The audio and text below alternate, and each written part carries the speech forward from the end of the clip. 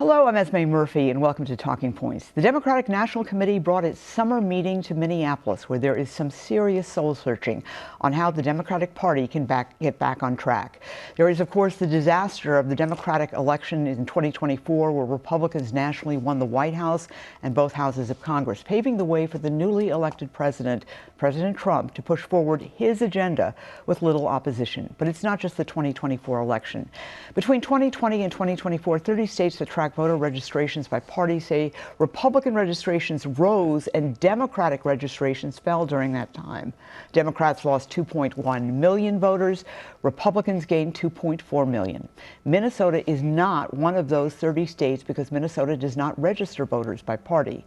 The erosion sets up a daunting climb for Democrats, who have a new leader. Ken Martin of Minnesota is the new DNC chair as of February 2025. If his name sounds familiar, it's because for 14 years, Martin led Minnesota's DFL party with a stunning, perfect statewide record. No Republican won statewide election in Minnesota during his 14 years as chairman. In fact, no Republican has won statewide going back to 2006. I'm very happy to be here with the DNC chair now, Ken Martin. Thank you so much. And we haven't had you since you have been DNC chair, so congratulations. Well, thank you so much. I'm just so glad to be back here in my home state of Minnesota. I was at the fair yesterday. It was just great walking around. Even being here with you, Esme, it just sort of reminds me of home. It is home, of course, and it's just so great to be here. I've been DNC chair now for 6 months, a little over 6 months. All right. Well, you had an amazing success record in Minnesota. I mean, it was remarkable. The statewide and in many legislative races, you triumphed. Certainly, the 2023 legislative session, from the Democratic standpoint, absolutely extraordinary.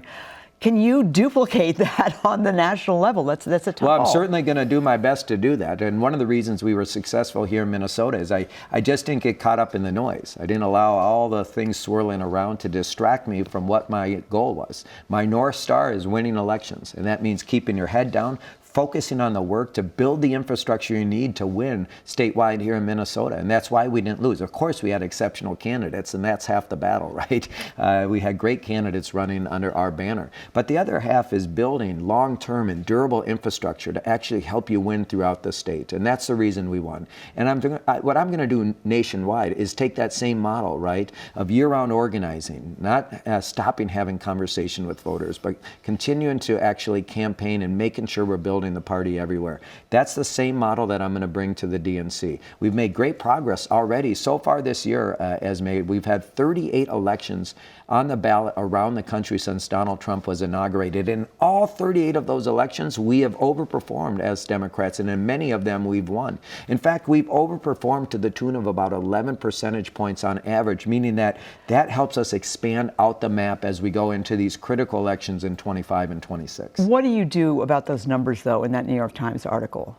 Well, we have to do work. My gosh, I mean, this is alarming for me to see what's happened around the country, and we have to reverse course. We cannot abide by those voter registration numbers. We have to do work in Florida, for instance, where there's a 1.2 million person voter registration margin between the Republicans and the Democrats. I saw some news out of Pennsylvania, particularly in Philadelphia, happened there too, around the collar counties. So the reality is that we have to get back in our party of doing the basic blocking and tackling.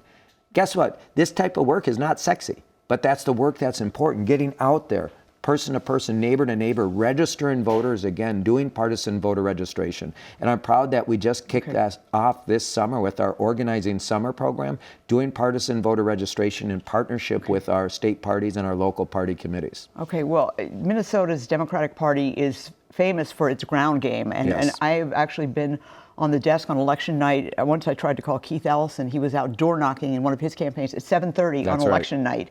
7:30. And also, this past the last legislative election, Melissa Hortman was down in Shakopee door knocking on the night of the election with just minutes to go until the polls closed. No one seemed to take it for granted. Is that just not happening in other states? Well, as you know, Esme, my first boss in politics was Paul Wellstone, and he used to famously say that you run like you're 20 points behind, even if you're 20 points ahead, right? Yeah. We don't take anything for granted, and that's the other secret to my success. I never believed the polls.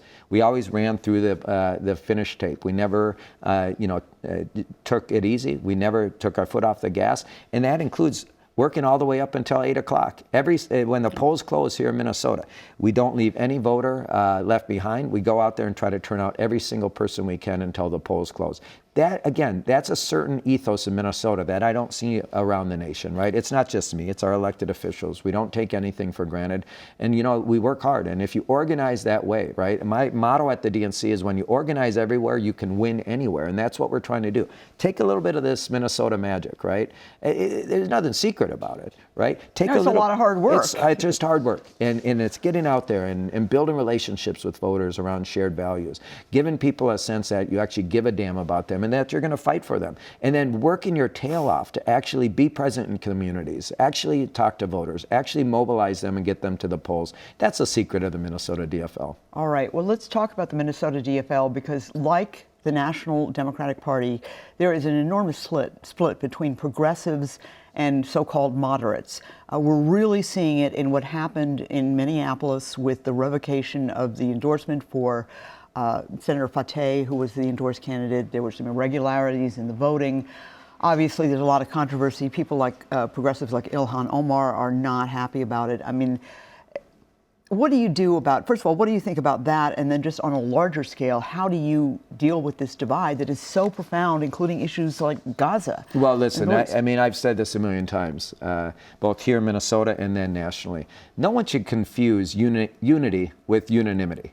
What do I mean by that? We are unified.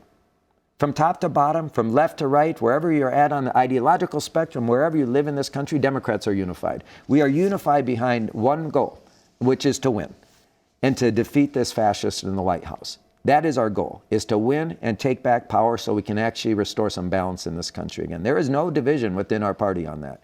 And yes, of course, in a Big Ten party, we're not going to agree on every issue. The reality is, unlike the Republicans who are quite homogenous in their ideology, that's not the Democratic Party. We have centrist Democrats, we have conservative Democrats, we have progressives, and we have leftists. And I've always taken the belief here in Minnesota and now nationally that you don't win through subtraction. You don't win by pushing people out of the conversation. You win by growing your coalition, bringing people into the conversation, and yes, including new voices that you may not always agree with. And yes, that means sometimes it's messy. Sometimes it's going to lead to dissent and debate within this big tent of ours. But that's the beauty of our national party. That's the beauty of the DFL here, and that's how I'm going to continue to lead. Look, we've got my friend Ilhan Omar in the 5th District. Right? She's a leftist. She's a Democrat. She's a leftist. Right next to her for years was Dean Phillips, a pretty centrist, moderate Democrat. And right next to him for years was Colin Peterson, a blue dog conservative Democrat. The three of them couldn't be more different in terms of their ideological perspectives, and I'm sure they had deep differences of opinions on the issues. But guess what? They're all Democrats. And guess what? They were all votes for Speaker of the House. You cannot get anything done, by the way, Esme, in a legislative body by running the same candidate in every district, meaning I couldn't run Ilhan in Dean's district and win any more than I could run Dean in Ilhan's district and win. And see, for me, I've always taken a very holistic approach on what my job is, and that is to find candidates who fit their district and help get them elected so we can actually be in majorities and get things done for people. I hear what you're saying, but there does seem to be an issue that is cleaving profoundly the Democratic Party, and that is the issue of Israel and what's happening in Gaza. Especially younger people and progressives are outraged about what's happening, whereas obviously the Democratic Party, with its long support for Israel, most Democrats are standing firm.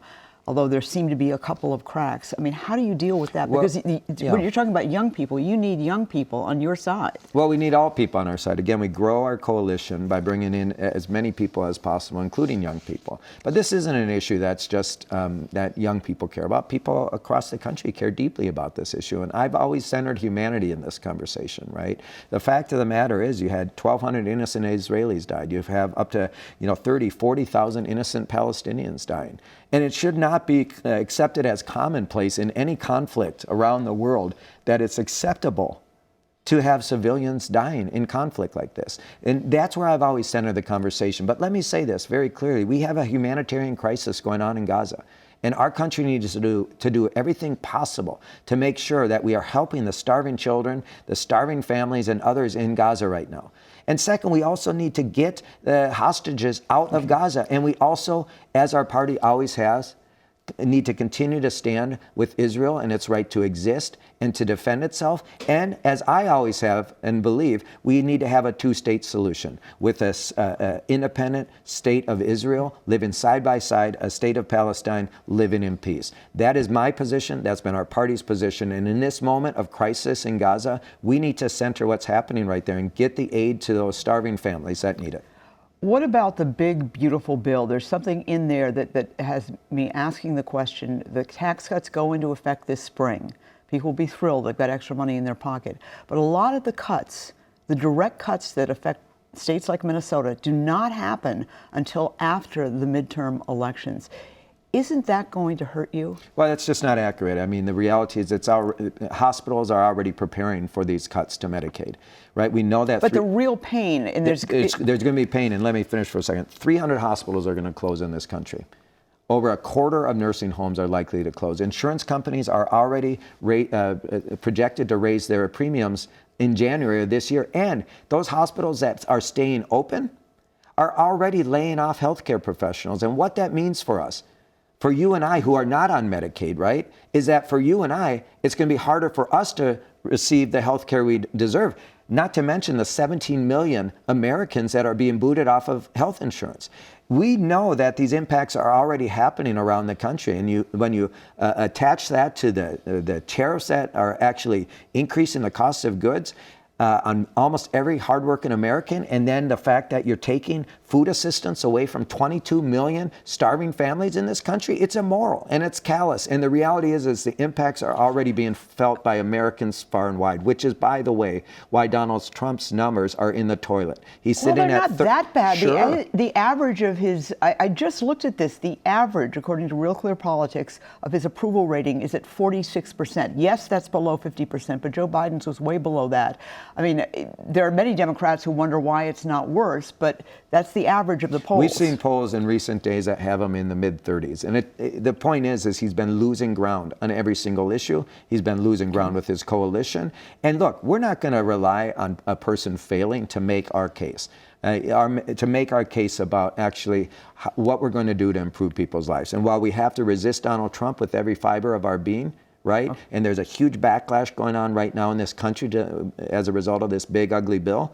The reality is we have to make our case as Democrats. Okay. Going back to Minnesota, is Minnesota going to continue to hold that Ken Martin record of no statewide wins by Republicans? Well, I certainly hope so. You know, they elected a great new chair, my friend Richard Karlbaum. He's doing a bang-up job already, right? But there's no guarantees in politics, right? I know that Richard and his team will work just as hard, if not harder than I did. And I will tell you, I'm confident that they'll have great success. But everyone here has to realize that every election has a consequence. Meaning you can't take your foot off the gas. You can't believe you're just going to win an election because we've won, every prior one for so many years, right? Every election cycle is different and unique. The candidates are different and unique. The circumstances are different and unique, and which means and requires us to approach each election anew, meaning that we cannot take anything for granted. I'm certain that Richard won't. I certainly won't at the national level, and we're going to do everything we can to help the DFL here in Minnesota win in 26. All right. Well, Ken Martin, chair of the Democratic National Committee, thank you so much for coming in. Thank you, Esme. All right. That does it for this edition of Talking Points. Want to let you know you can always contact me through email at esme@cbs.com with comments and suggestions. Thank you so much for watching. I'm Esme Murphy, WCCO News.